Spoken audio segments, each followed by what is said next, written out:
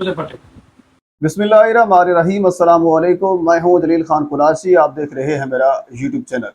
बलूचिस्तान वाक़े के हवाले से गुफ्तगू करेंगे। कुछ इंतहाई अहम तरीन डेवलपमेंट सामने आई है, वो आपके सामने रखनी है। बेसिकली जो अपडेट है वो आने वाले दिन के साथ नहीं बल्कि हर आने वाले घंटे और मिनट के साथ तब्दील हो रही है। इसी वजह से कुछ नई अहम तरीन चीज़ें हैं जो कि आपके सामने रखनी है। अगर देखा जाए तो ये केस दो हवाले से डिस्कस किया जा सकता है। एक, अदालती सतह के ऊपर क्या मामला चल रहे हैं, और दूसरा जो जिरगा सिस्टम था यानी उनकी फैमिली के अंदर क्या मामला चल रहे हैं।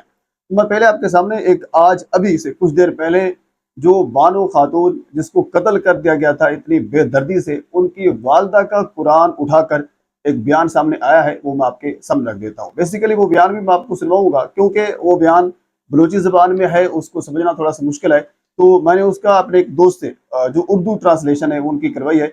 तो उन्होंने बेसिकली अपने बयान के अंदर क्या कुछ कहा है वो मैं आपके सामने रख देता हूँ। कुरान उन्होंने अपने हाथ में उठाया हुआ था और ये कहा कि मेरा नाम गुलजान है और मैं बानो की माँ हूँ।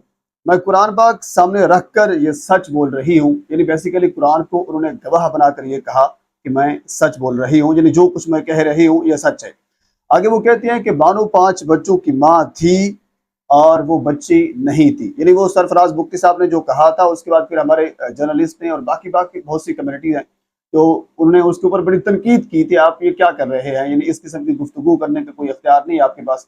आपके पास जो इख्तियार है, आपसे जो सवालात पूछे जा रहे थे आप उनके जवाब दें, बल्कि आप उनकी जो एक निजी जिंदगी है उनके अंदर इंटरफेयर क्यों कर रहे हैं। तो ये बेसिकली ये जो खातून, ये जो माँ है, ये जो बयान दे रही है, मैं आपको सिरे से ये बयान उसका पढ़ने से पहले आपको ये बता दूं, ये बयान बिल्कुल जो शेरबाज खान सतकज़ई है उसके हक में जाता है। अब इसके पीछे मुहर्रिकात क्या हो सकते हैं, अब हक में क्यों जा रहा है, वो उनकी डर की वजह से दिया जा रहा है या उनकी रिवायात इस किस्म के हैं, अल्लाह बेहतर जानता है। पर उनका बयान वाज़े तौर पर जो शेरबाज खान जो सरदार है जिन्होंने ये फैसला दिया था कि इन दोनों को 9-9 10-10 गोलियां मार दी जाएं, उसके हक में जाता है। अच्छा, आगे वो कहती हैं कि वो यानी 5 बच्चों की माँ है, मेरी बेटी कोई बच्ची नहीं थी। बड़े बेटे की उम्र 18 साल, जिसका नाम नूर मोहम्मद था, और दूसरे बेटे का नाम वस्त था जिसकी उम्र 16 साल थी। तीसरी नंबर पर एक उनकी बेटी थी फातिमा जिसकी उम्र 12 साल थी। जबकि चौथे नंबर पर सादका बीबी, उनकी एक बेटी थी जिसकी उम्र 9 साल थी। और इसी तरह यानी सबसे आखिर पर 5वें नंबर पर उनका एक बेटा था जिसका नाम जाकिर था और उनकी उम्र 6 साल थी।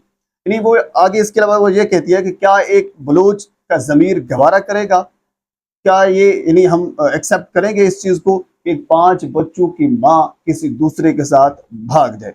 बेशक हमने उसे कत्ल किया, यानी वो इस चीज़ को तस्लीम कर रही है कि हमने कत्ल किया है। जिस तरह उस वीडियो के अंदर वाज़ेह तौर पर देखा जा सकता है कि उस खातून का भाई जो फायर कर रहा था, जो इस वक्त पुलिस की कस्टडी में है, जिसका नाम जलाल है, और इसी तरह फिर उस खातून का एक चचा वजीर था, वो भी पुलिस की कस्टडी में है।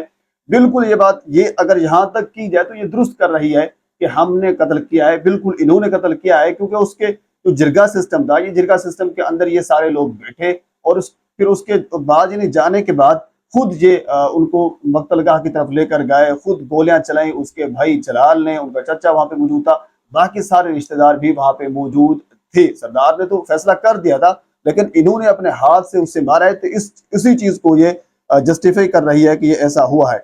आगे वो कहती है कि ये कोई बेइज्जती नहीं है बल्कि हमारी बलूच रस्म रिवाज के ऐन मुताबिक है। आप अंदाजा करें मतलब बेहिसी और बेशर्मी का। अब इसको हम बेहिसी या बेशर्मी कहें या फिर मजबूरी कहें, कुछ भी आप कहें। और इसके बाद आगे वो कहती है कि सरफराज बुक्ती साहब हमारे घर के ऊपर पुलिस के छापे मरवा रहे हैं, हमने कोई गलत काम नहीं किया। 25 दिन मेरी बेटी बानो एहसान के साथ रही, इस चीज को कतई भी बर्दाश्त नहीं किया जा सकता। अच्छा, आगे एक इस स्टोरी के अंदर एक ट्विस्ट ये भी आता है कि उस खातून इस चीज को जस्टिफाई भी करती है, क्योंकि हमारे जर्नलिस्ट कुछ ये भी बता रहे थे कि जब ये खातून ये बानो भाग कर गई थी एहसान के साथ, ये कुछ दिन किसी और जगह पर रहे, फिर वापस जब घर पे आए तो उसके बाद फिर आपस की सुलह भी हो गई थी। यानी बानो की जो पुराना उनका एक हस्बैंड था उनके साथ सुलह हो गई थी, और उस हस्बैंड ने अपने बच्चों की खातिर, जो बताया जा रहा है कि सुलह कर ली थी क्योंकि 5 बच्चे थे, उन्होंने कहा ठीक है आप हमारे घर पे वापस आ जाए। खातून उनके घर पे वापस चली गई थी, यानी स्टोरी के मुताबिक। अब अल्लाह बेहतर जानता है हकायक यही हैं या नहीं है, ये तो बेहतर जानता है अल्लाह, पर स्टोरी के मुताबिक यही है कि जब खातून वापस चली गई थी तो उसके पीछे जो एहसान था वो उनको बाकायदा धमकियां लगाता था।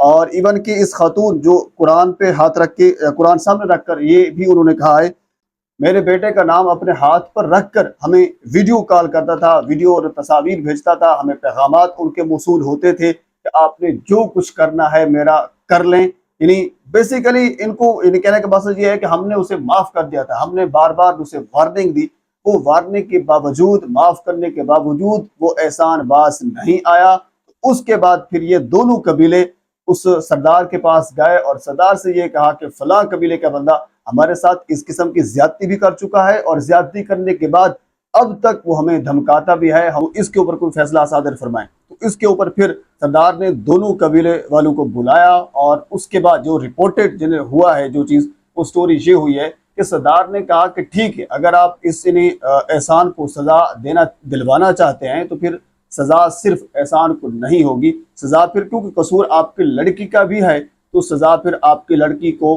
भी होगी। तो इसके ऊपर जो खानदान है लड़की वाला वो भी मान गया, उन्होंने कहा ठीक है। तो इसके बाद फिर सजा जो है शहरबाज खान ने ये सुनाई और उसके बाद फिर इन दोनों को मकतल गाह में जाकर उनको वहां पे कत्ल कर दिया गया, जो वीडियो सोशल मीडिया के ऊपर वायरल हुई। अच्छा, अब मैं आ जाता हूँ क्योंकि वीडियो काफी लंबी हो जाएगी, अब हम आ जाते हैं अदालती कार्रवाई के ऊपर। आज बेसिकली जो शहरबाज खान है जो मरकजी मुलजिम है और इसके साथ फिर जलाल और बाकी कुछ दीगर मुलजमान को भी आज अदालत के अंदर पेश किया गया, ATC की अदालत में। और वहाँ पे जो जज मुबीन अहमद साहब है उनकी अदालत में, और उसके बाद फिर 10 रोज़ा इनका जिस्मानी रिमांड मंजूर कर गया और उसके बाद फिर जो सीरियस क्राइम इन्वेस्टिगेशन विंग है उनके हवाले कर दिया गया। यानी जो केस है वो पुलिस से लेकर ये जो सीरियस क्राइम इन्वेस्टिगेशन विंग है इसके हवाले कर दिया गया। उसकी वजह सिर्फ यही होती है, आप देखते होंगे जब भी कोई इंतहाई अहमियत वाला केस हो तो उसमें यही होता है कि पुलिस से ज़्यादातर केस लेकर जो भी मुख्तलिफ इदारे होते हैं या जिसमें ये समझा जाए कि अब इसमें इन्फ्लुएंस थोड़ा कम होगा तो उस इदारे को दे दिया जाता है ताकि साफ और शफाफ जो इन्वेस्टिगेशन है वो हो सके, उसमें किसी का कोई इन्फ्लुएंस ना हो सके। तो इस केस के अंदर भी अब तक की मालूमात के मुताबिक यही किया गया है। 10 रोज़ा जो जिस्मानी रिमांड है वो भी मंजूर कर लिया गया है। अब 10 रोज़ के बाद क्या पेशरफ होती है वो तो सामने आएगा। लेकिन कल मैं सुन रहा था जो सरबाज भुट्टी साहब हैं उन्होंने बाकायदा तौर पर यही कहा है कि अभी तक जो सरदार शहरबाज साहब हैं वो मरकजी मुलजिम हैं, मुजरिम नहीं हैं। तो इसी वजह से हम उसको सरदार भी कह रहे हैं या बाकी जो मालूमात है वो हम आपको दे रहे हैं।